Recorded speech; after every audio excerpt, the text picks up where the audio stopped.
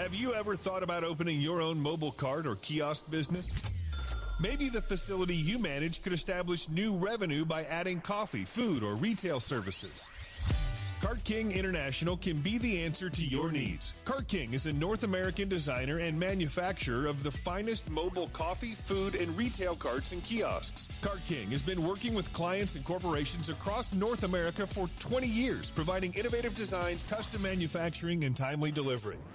Carts and kiosks are fun, and so are the dozens of designs on our website. Please visit us today at www.cart-king.com or just call us at 1-877-986-7771 and get your sales rolling. PureSoapFlakes.com, 218-568-2525. Have you ever heard of Castile Soap? Pure Soap Flake Company handcrafts fine soap bars, laundry powder, and concentrated soap flakes using organic vegetable oils from their northern Minnesota facility. Bathe your body and wash your clothes with pure soap products that are free of fragrance, GMOs, palm oil, sodium lauryl sulfate, and synthetic additives. Keep it clean, folks. Pure Soap Flake Company products are kind to living creatures and sensitive skin, safe for drains and waterways, and work great in high-efficiency washers and top and front-loading machines. Order today at PureSoapFlakes.com, greenhome.com, amazon.com, or give them a call, 218-568-2525, 218-568-2525. Pure Soap Flake Company is a proud member of the Handcrafted Soap and Cosmetic Guild. Tina Helmuth is writing an ongoing series of fact-fiction books that boldly takes on today's most heinous crimes, the abduction, sexual trafficking, and cannibalization of our children. Suffer the Little Children, The Wrath of the Father, and Unbreakable. Deeply researched and mixed with the supernatural, good versus evil makes these thrillers hard to put down, shining a light on the root cause of these crimes and introducing a spiritual solution. Justice will be served. Available at lulu.com in paperback or ebook. It's the Opperman Report. Join digital forensic investigator and PI Ed Opperman for an in-depth discussion of conspiracy theories, strategy of New World Order resistance, high-profile court cases in the news, and interviews with expert guests and authors on these topics and more. It's the Opperman Report. And now, here is investigator Ed Opperman. What? Okay, welcome to the Opperman Report. I'm your host, private investigator Ed Opperman. I'm the president of Opperman Investigations and Digital Forensic Consulting. You can get a hold of me at my website, emailrevealer.com, and get a copy, an autographed copy of my book, How to Become a Successful Private Investigator. If you like any of the shows you hear right now, you can go on our archives on Spreaker.com and listen to the archives for free. Or you can go to our members section at OppermanReport.com and check out our exclusive content we have on there just for members.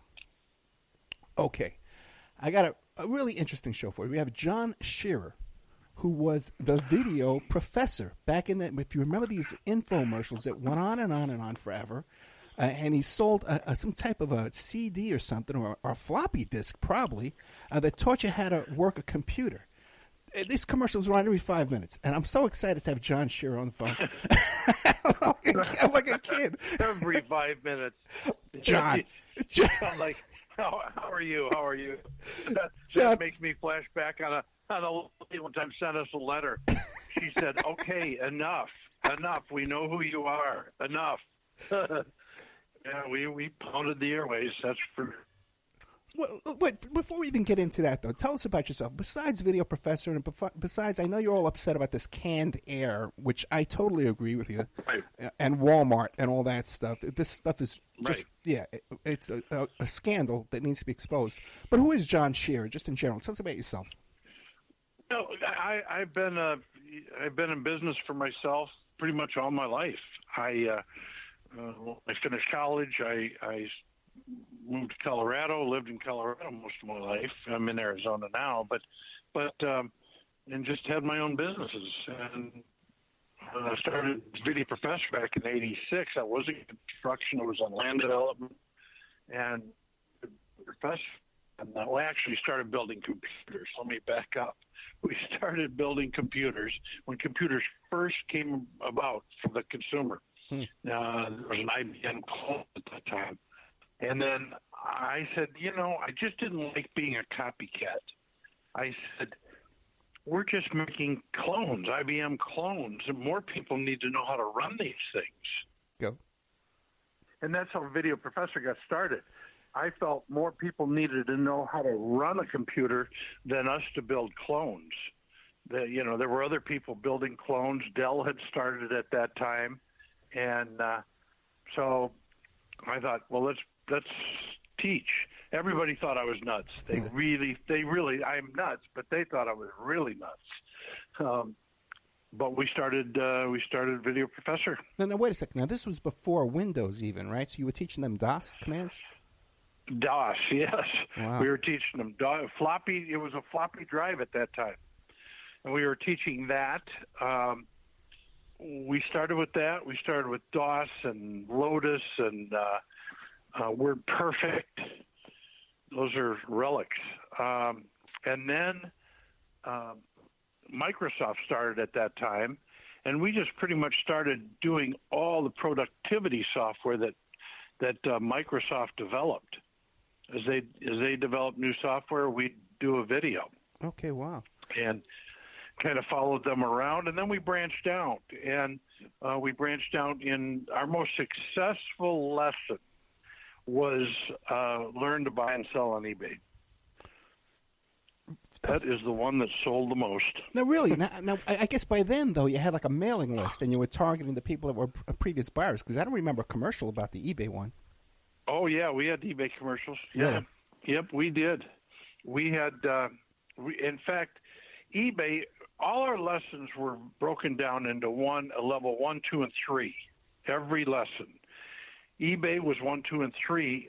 For eBay, we developed an advanced buy and sell on eBay, 1, 2, and 3. So that's how popular it was. Now, but yes, we did have a eBay lesson. Now, you brand yourself as the Video Professor, but were you actually ever a college professor, or was this like Trump University? This is like Trump University, right? Oh, I don't know if I can say. I don't know. I like people just wondering. No, I was never a professor. It was just branded. They came up with the name. The secret's out. I was never a professor. I'll tell you another secret that people find amazing, shocking maybe. Okay. I was asked to be on QVC. Okay. To sell our product. Well, that was exciting. So I went out there, and the host was a computer. He knew all about computers at the time. We were selling videotapes at that time. And so it's live, and I'm going to be on in 5 minutes. The host comes over to me off set and goes, okay, you're going to sit there. I'm going to sit there. These cameras, that's the one that you can look into. That's mine. That's for the wide shot, blah, blah, blah. And he said, we're going to do this. We're going to talk about how you got started. And we're going to talk about this, blah, blah, blah. And we're going to take some calls, some questions from people. And I said, what do you mean, questions from people? Oh, they'll ask about how you do this and how you do that. And I said to him, because it was the truth, I said, I don't know how to use a computer. Oh, my God. And he said, what? I said, you do. I said, you're really good. You take those questions. I said, I don't know how to use one. So I didn't. We were selling for, probably 5 years before I started learning how to use a computer. But you said I didn't have email address. I didn't have anything. But you were manufacturing computers, so you were building computers. No, well, we were building computers, but I wasn't. I mean, right. That's different than knowing how to use one. So, we were just putting motherboards in, the memory, the drives. We were putting them in boxes, shipping them out. We had a dealer network back then of about 2,000 computer dealers all around the country. So we started selling Video Professor right into those dealers. Right. It was a built-in. It was a built-in network. So that's what gave us our start, and we got in big box stores then, and once we got on QVC, everything started to roll. Everybody knew who we were. And then we did an infomercial with the late Jeff Conaway. I don't know if you remember him from, he was in Taxi, and then the movie Grease. Oh, yeah. But anyway, yeah. we did an infomercial with him. Yeah. He was Kaniki in Grease. Yeah. And he was a goofball actor. He played on Taxi. Yeah, I remember him from Dr. Drew from the rehab thing. You know, yeah. So oh, sad. he was in bad. What a nice guy, though. He was the nicest guy. Oh man.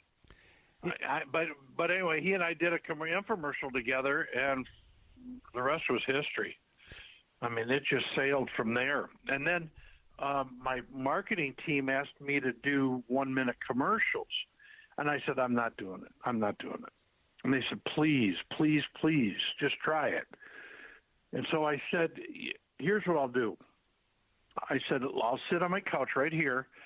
I'll just talk to the camera. Let me just talk, and then you guys edit what you want and see if it works. And it worked. So from there on, I did, I don't know how many different commercials, and we were on when you say you were on every 5 minutes, literally we were somewhere every 5 minutes. Oh, it was. I know it was overwhelming for people, but we were in 100. We were being seen by 100,000 people a month, or we were in 100,000 households, I guess, a month. So it was big, and I mean, really people seeing us.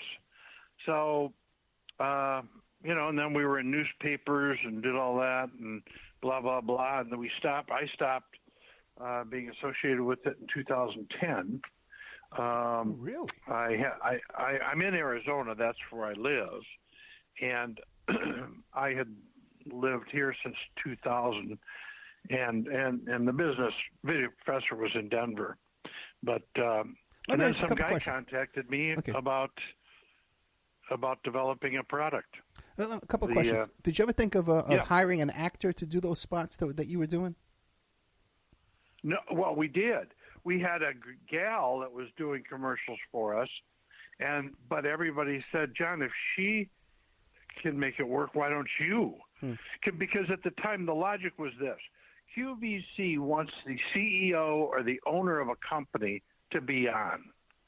That's what they wanted years ago when they started up. That's what they required. You had to be the CEO or the owner of the company. So that's why the guy said, look, John, as the owner of the company, you'll do much better than having an ex. So that's what we did. And now this became like $100 million company, right? Yeah, we did. Our biggest year was $130 million. We did almost $1 billion in sales. We taught over 15 million people how to use a computer. Now, when you left this, you left with a ton of money? No. No. Nope. It's a long story. Don't you hate that, man? But yeah, I know that's a long story. But then one thing after another, we got clobbered by affiliate fraud.